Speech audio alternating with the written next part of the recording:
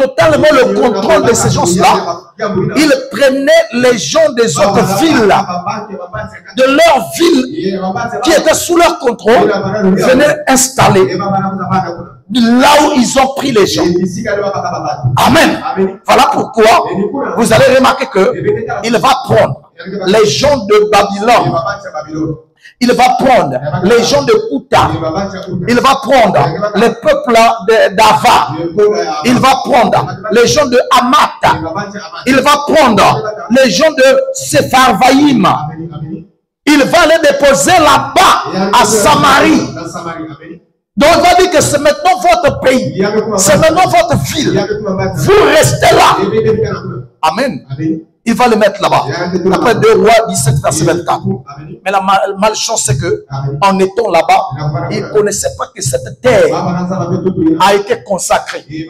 C'était Dieu qui avait choisi. À tel point qu'ils ont commencé maintenant à se comporter comme Israël. Mais ils ne savaient pas comment adorer réellement. Voilà pourquoi les lions sont sortis des forêts, sont venus leur dévorer.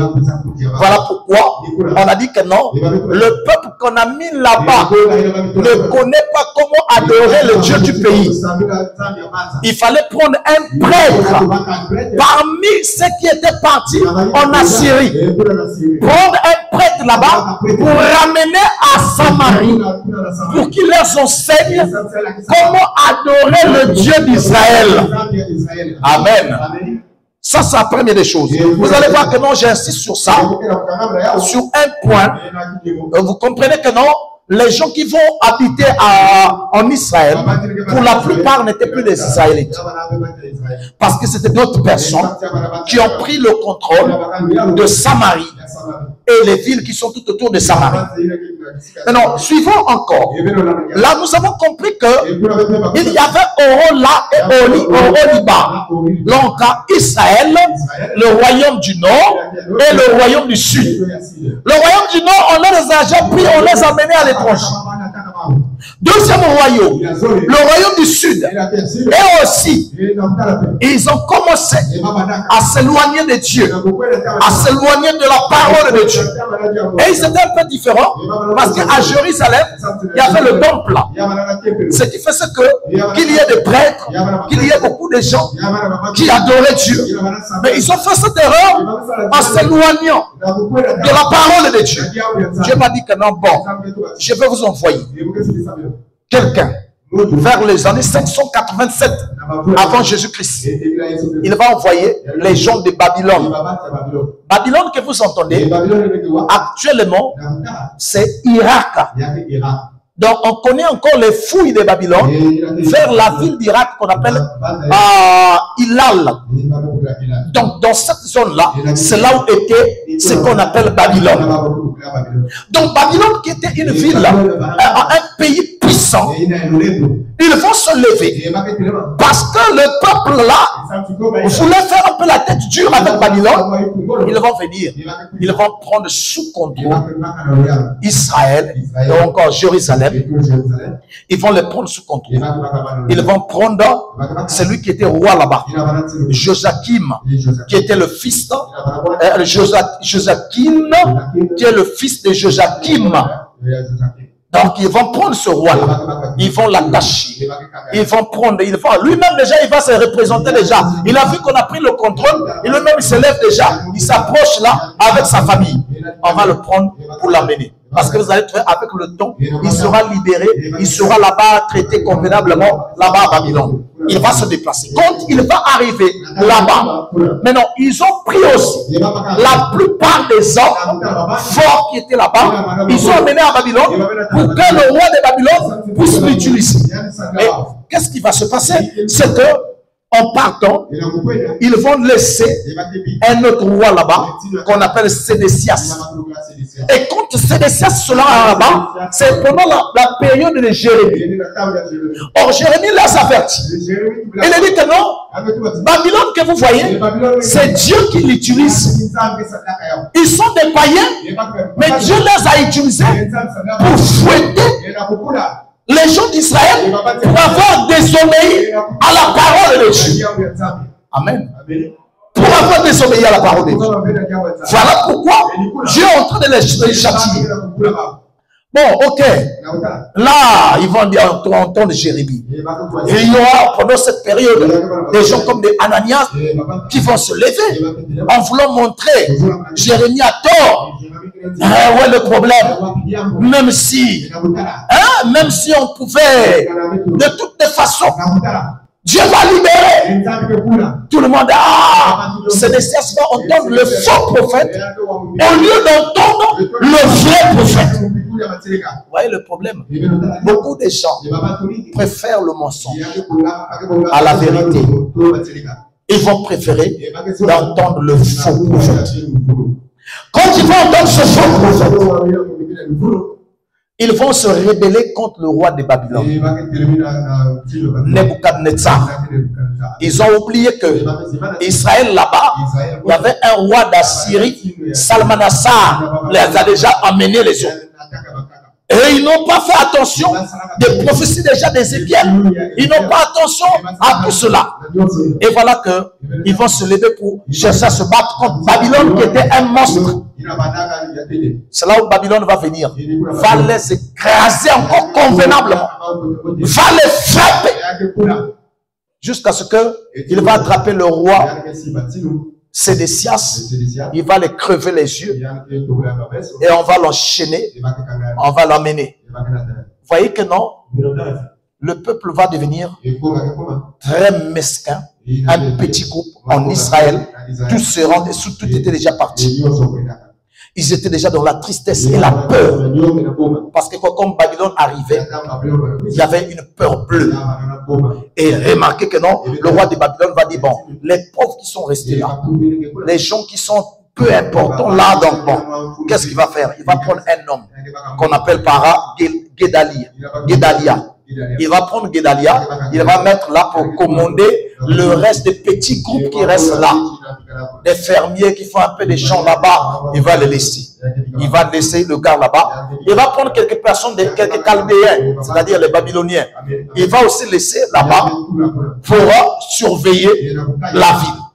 Mais il y avait un renégat qu'on appelait Ismaël. Le renégat là avait un petit groupe. Or, Ismaël en question était des descendants royaux. Il va se rebeller. Il va se lever. Il va tuer les officiers chaldéens qui étaient là-bas. Il va tuer Guédalia. Il va tuer les restes des gens qui étaient là-bas. Les autres ont vu comme ça. Ah, mais cela vient de chercher des problèmes. Déjà contre Sédécias, voulait se rebeller là. On nous a écrasé convenablement. On a tué les gens. On a fait des dégâts. Et là aussi, il va faire la même chose.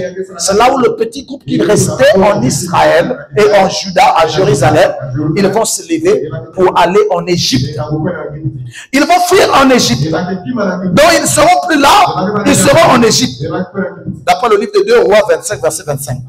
Là, vous comprenez déjà que là, les premiers n'étaient plus là, étaient en Assyrie. On a remplacé les autres peuples là-bas. D'autres aussi n'étaient plus dans le territoire, dans la tribu de Juda, ou encore le royaume du sud. Ils sont partis en Égypte. Il y a une partie qu'on avait amenée à Babylone. C'est là où les gens ont créé des doctrines en disant que non, les Juifs, ceux qui sont là-bas, ce ne sont pas des Juifs. Les vrais Juifs sont des Noirs. Donc, ils n'ont pas vu ceux qui sont partis en Assyrie. Ils n'ont pas vu ceux qui sont partis en Babylone. Mais ils ont regardé le fait qu'on avait remplacé les autres tribus et les autres nations ou encore des autres personnes. Les Koutars, les Babyloniens et les autres là qu'on a mis là-bas, se sont dit, vous voyez, donc, ce ne sont pas des vrais Israéliens. Les vrais Israélites sont des Noirs. Amen. Nous nous n'avons rien à faire avec noir ou blanc ou quoi que ce soit. Mais nous regardons à ce que la parole dit. Amen. Qu'est-ce que la parole dit? Quand ils vont partir, Dieu va prophétiser. Dieu va permettre que ceux qui étaient prisonniers là-bas, qui priaient, des gens comme des Néhémie, les gens comme des Esdras, les gens comme des Zorobabel, ils seront libérés. On va leur dire, déjà depuis longtemps, Joachim, la Bible dit que non, on va le libérer, il va vivre là-bas comme quelqu'un libre, il n'y aura pas assez de problèmes, il va pour lui circuler comme de rien, il va être avec même le roi, manger bien, tout ça. Maintenant de lui, il y a eu des descendants. Parmi les descendants de la famille de David, il y aura Zorobabel. Donc il faut aller pour reconstruire le temple qui a été détruit. Parce que quand Babylone avait pris le contrôle, il avait anéanti tout, avait grasé tout. Quand Cyrus et Darius mourent, c'est pendant là maintenant, Dieu avait déjà prophétisé la reconstruction. Amen. C'était déjà prophétisé qu'il devait avoir une reconstruction. Amen. Il fallait une reconstruction. Dieu avait déjà dit cela. Ils devaient retourner vers leur patrie.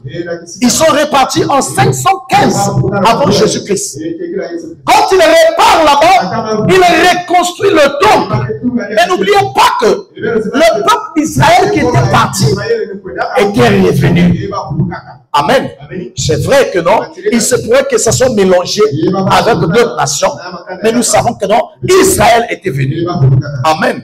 Maintenant, remarquez, quand ils vont revenir, ils vont commencer à adorer. La Bible dit que non, ça devait être dans les moments difficiles qu'ils vont reconstruire. Parce que c'est quoi, quand ils étaient en train de reconstruire, ils étaient en position de guerre. Chacun utilisait la truelle pour construire. D'une main et l'autre main, ils avaient l'épée. Donc les Juifs étaient des gens ni gauchers ni droitiers. Ils utilisaient les deux mains. Amen. Vous voyez que non, ça déjà, ça peut nous enseigner quelque chose. Un enfant de Dieu doit avoir le temps pour ton travail, mais aussi pour la prière, pour les choses de Dieu. Est-ce que vous savez que non, il y a des gens qui n'évoluent pas dans la vie parce qu'ils ne savent pas comment mettre Dieu devant, comment mettre Dieu au centre, comment laisser Dieu puisse occuper la première place. Amen. Or que ça, c'est égoïste quand on met Dieu derrière. Amen. Dieu doit occuper la première place. Nous n'avons pas besoin que Dieu soit derrière. Dieu doit être devant. Amen. Est-ce que l'église me suit? Donc Dieu doit occuper la première place. C'est ce que Dieu fait. Ce n'est pas la dernière place. Frère, combien de fois rien ne marche chez nous parce que nous mettons Dieu derrière? Est-ce que vous savez que non, parfois, il arrive que tu dises que non, je ne mets pas Dieu derrière, je mets Dieu devant. C'est faux, frère. Ce n'est pas ce que nous disons, ce n'est pas ce que nous faisons, mais Dieu connaît ce qui est à l'intérieur. Comment Dieu est derrière? Voilà pourquoi les gens n'évoluent pas. Vous n'évoluez pas parce que vous avez toujours mis Dieu derrière. La Bible dit que nous cherchons d'abord le royaume des cieux et sa justice, et le reste vous sera donné par-dessus. Quand ils vont reconstruire le temple, nous avons dit la fois passée que après la reconstruction du temple, vers les années 19 avant Jésus-Christ, ce temple va subir des travaux encore pendant la période d'Hérode. Hérode va faire de sorte que le temple soit agrandi parce que la population n'était plus la même population. Le temple soit agrandi et embelli. Ça sera un temple embelli, agrandi, ça nous le savons. Amen. Il sera cela. Mais souvenez-vous que non, par-dessus cela, nous allons apprendre quelque chose. Quand le temple est embelli, agrandi, les gens commençaient à beaucoup élever cela. Mais Jésus va dire, amen, il va déjà prophétiser. Un jour, il était avec les disciples. Il marchait avec le disciple. Un bon matin, ils sont en train de se promener. Les disciples lui disent, ah, vraiment, maître, Tu as vu le temple? Vraiment, la manière dont on a construit tout ce truc-là. Vraiment, c'est quelque chose de formidable. Ça, c'est moi qui essaie de commenter. Amen. Et la Bible dit que non, pour lui faire savoir, parler de la construction. Mais Jésus dit que non. C'est quand vous voyez là, il ne restera pas pierre sur pierre que cela ne soit détruit. Là, nous sommes dans Matthieu 24, versets 1 à 2. Il ne se restera pas pierre sur pierre sans que cela soit détruit. Ça, c'est déjà là. Il a prophétisé. Il a parlé de cela. Certainement, les gens ont sous-estimé. Ils ont pris cela à la légère. Ils ont pris cela à cela. Mais Daniel avait déjà dit cela.